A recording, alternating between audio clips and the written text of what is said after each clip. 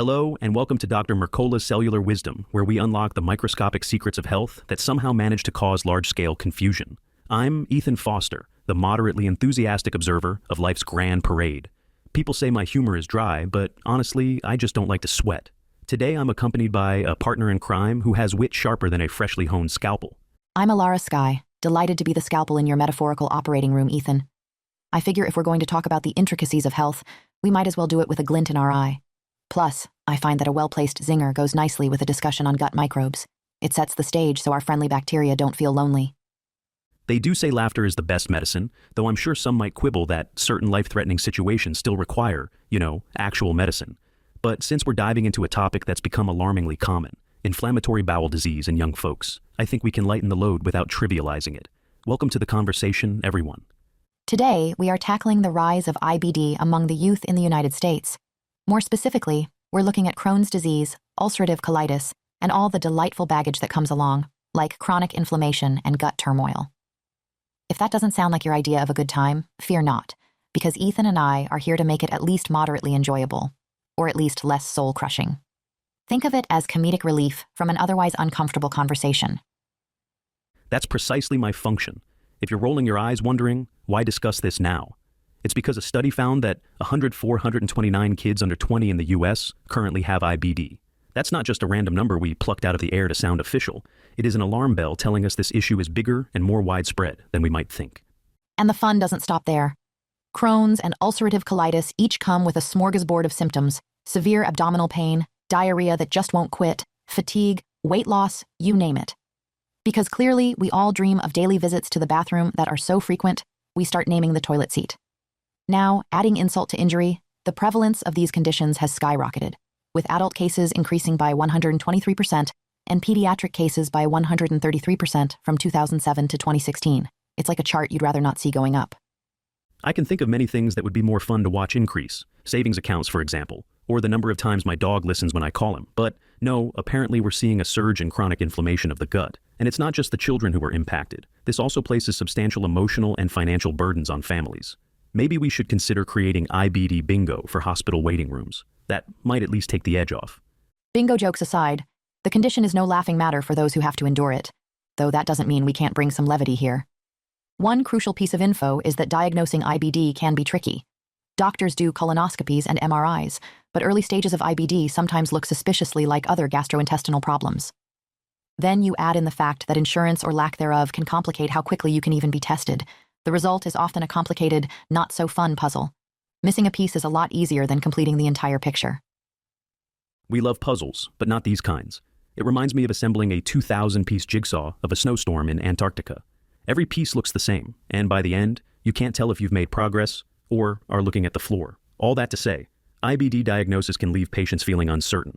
On top of that, we have new data showing the pediatric prevalence is about 122 kids per 100,000 with IBD, 71 specifically with Crohn's, and 44 with ulcerative colitis. Don't forget about the disparities in the data. Apparently, men are more likely to develop Crohn's, while ulcerative colitis seems to be a bit more equal opportunity, no significant gender difference. And there are also racial differences. White individuals have the highest rates, followed by Black, Hispanic, and Asian populations. So yes, the disease manages to show up everywhere, but it's not exactly uniform in how it chooses its targets. Personally, I wish disease was as uncompetitive as I was in high school track. But no, it's over here awarding medals in the fastest immune response to turn inflammatory category. Now, let's talk about one of the biggest culprits in fueling the IBD explosion: antibiotics. There's a study that found people who received 5 or more antibiotic prescriptions had a 236% higher chance of developing IBD. That's not exactly the kind of growth we want to see. 236%. It's not like they're squeaking by with a modest 5%. That is a huge spike. Basically, if your medicine cabinet is loaded with antibiotic prescriptions from the last 5 years, your gut might be trying to wave a white flag in the background while you pop those pills. And let's be clear, sometimes antibiotics are absolutely necessary. But the problem arises when they're prescribed as if they're candy on Halloween. The aftermath includes a gut microbiome that's about as balanced as a seesaw with a large adult on one end and a newborn baby on the other. That's certainly an evocative image. The gut microbiome thrives on diversity, like a cosmic city of microorganisms that ideally keep each other in check. When too many antibiotics bulldoze that city, the beneficial species get wiped out right alongside the troublemakers. Then, your gut decides it's prime real estate for chronic inflammation. And guess who moves in? inflammatory bowel disease.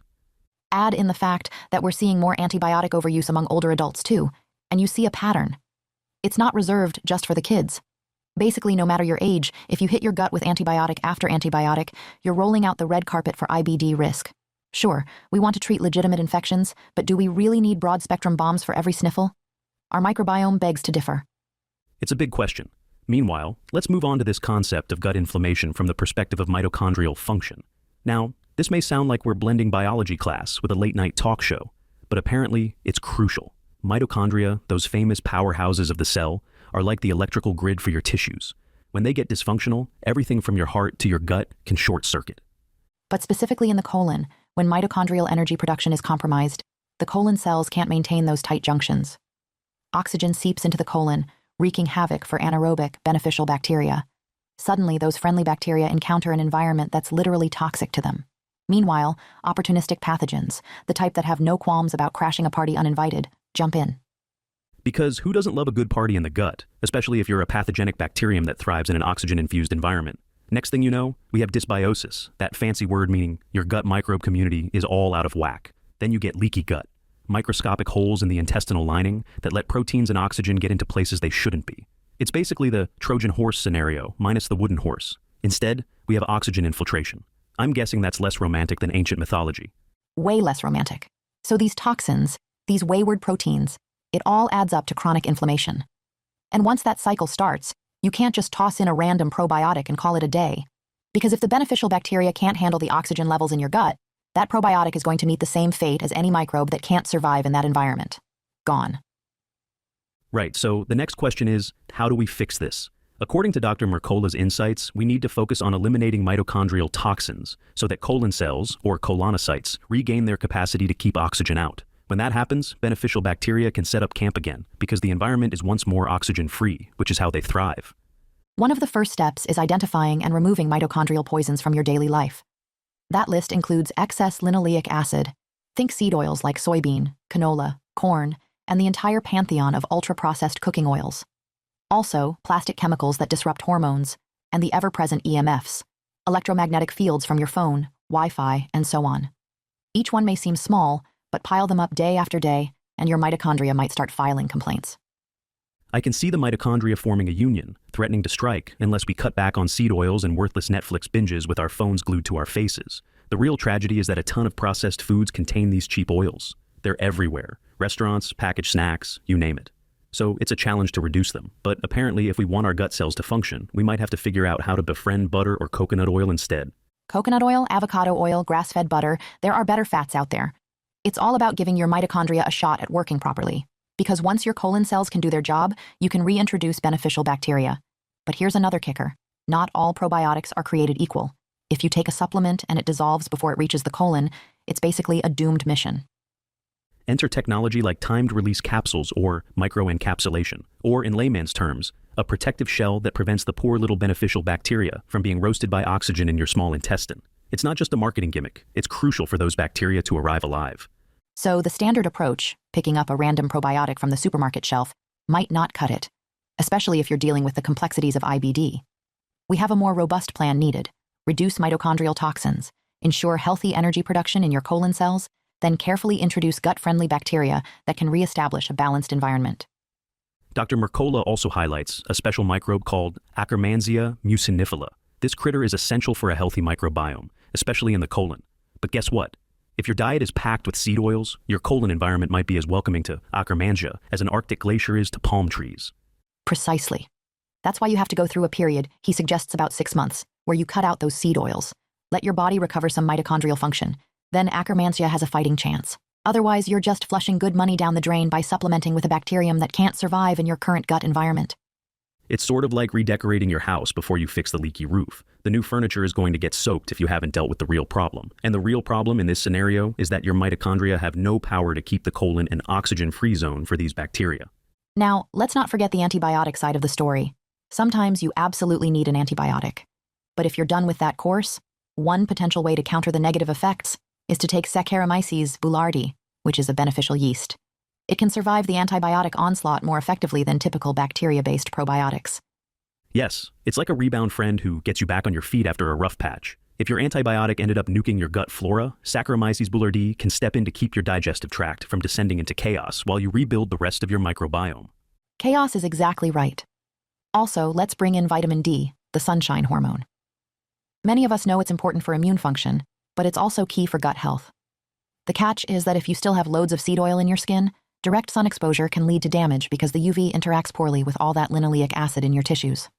Which means it's wise to be cautious with high-intensity sun if you've been on a seed oil-heavy diet. Dr. Mercola suggests waiting a good 6 months of being seed oil-free before basking at solar noon to produce vitamin D.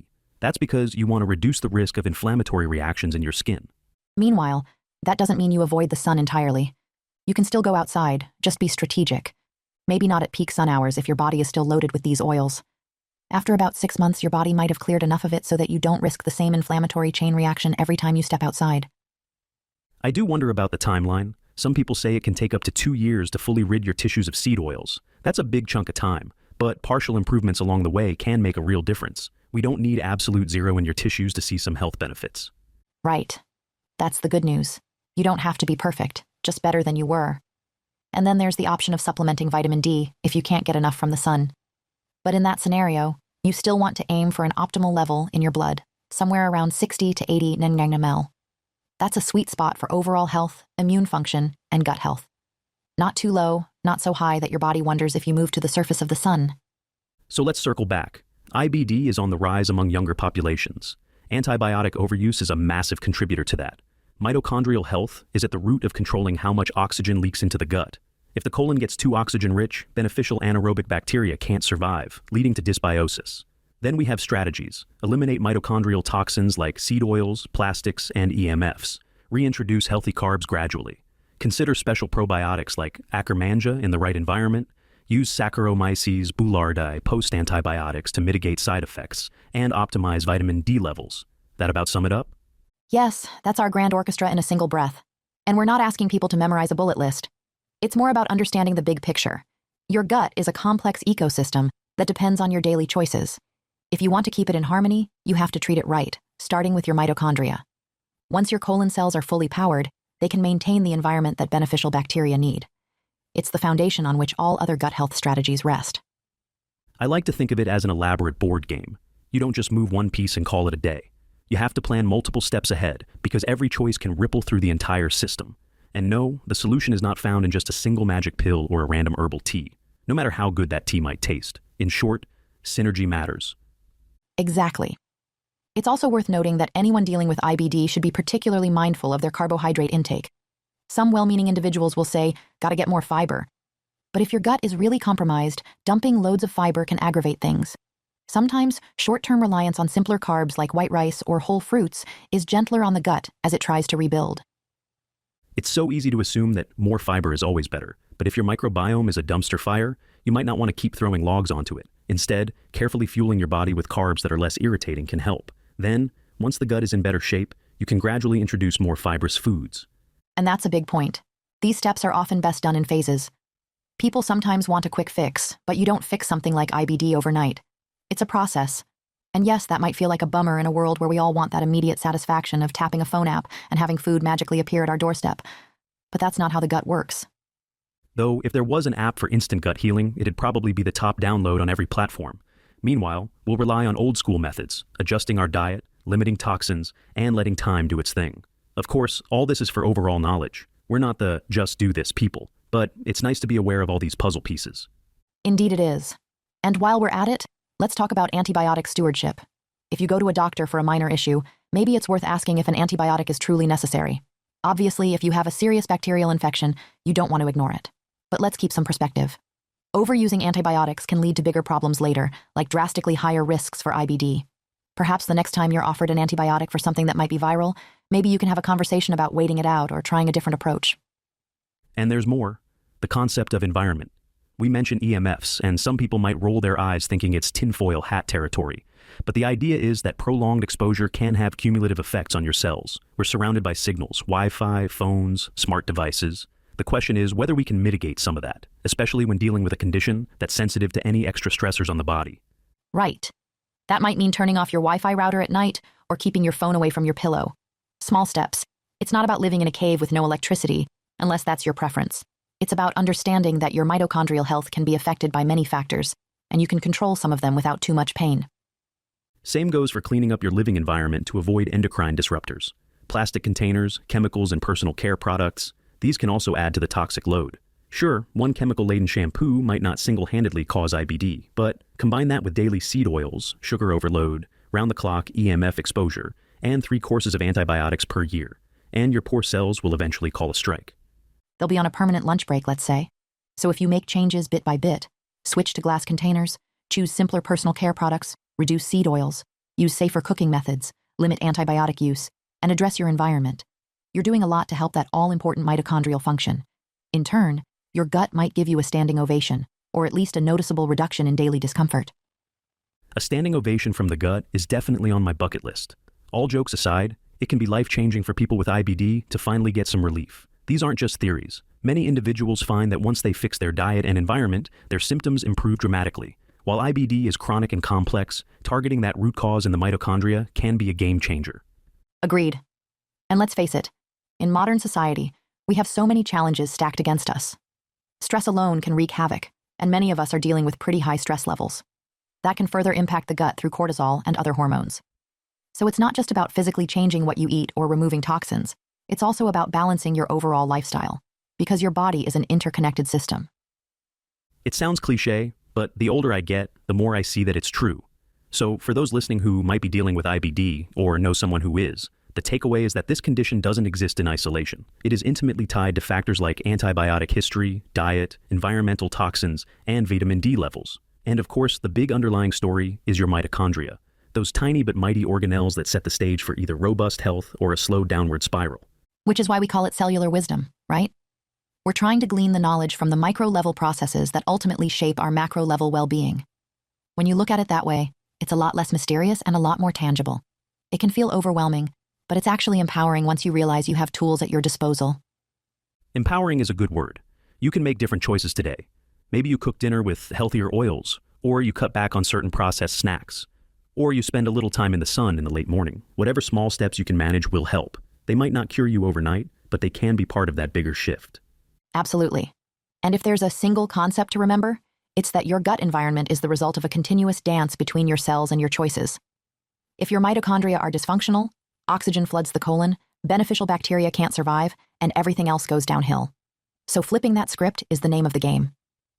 We've covered a lot of ground in this discussion. We soared through the rising cases in youth, antibiotic dangers, mitochondrial sabotage, beneficial bacteria strategies, vitamin D tips, and a general condemnation of those sneaky seed oils. Who knew gut health could be so theatrical? It's definitely a show with a big cast and complicated plot twists. But I think we've made it clear that the ultimate goal is to prevent or manage IBD by going after the root causes, not just the symptoms. Nobody wants to be stuck in a repetitive cycle of flare-ups, medical bills, and daily discomfort.